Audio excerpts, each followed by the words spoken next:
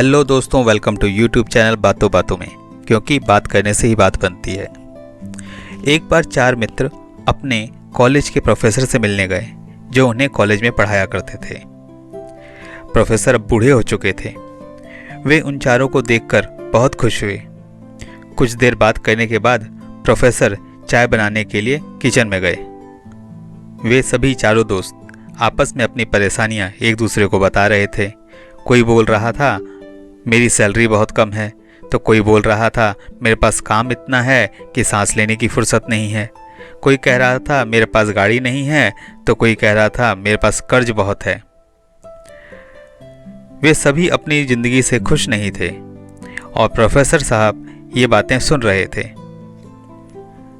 Professor ने चाय सर्व करने के लिए 4 सुंदर कप निकाले, एक सोने का, एक चांदी का, एक कांच का और एक साधारण।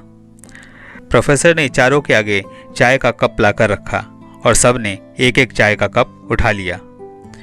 प्रोफेसर ने देखा कि सोने का कप सबसे पहले उठा लिया गया, फिर चांदी का, फिर कांच का, आखिरी में जब कोई चॉइस न बची तो साधारण कप उठा लिया गया। प्रोफेसर ये देखकर मुस्कुराने लगे और चारों ने उनके मुस्कुराने का कारण पूछा। तो प्रोफेसर ने बताया कि वे उन सभी की बातें सुन रहे थे, इसलिए मैंने चारों कप अलग अलग किए थे।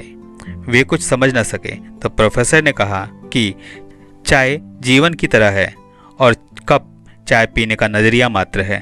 सबको पीनी तो चाय है, लेकिन पहले सोने का कप उठा लिया गया और फिर चांदी का, फिर मिट्टी का, जबकि मिट्टी के कप में वही चाय है जो सोने के कप में है।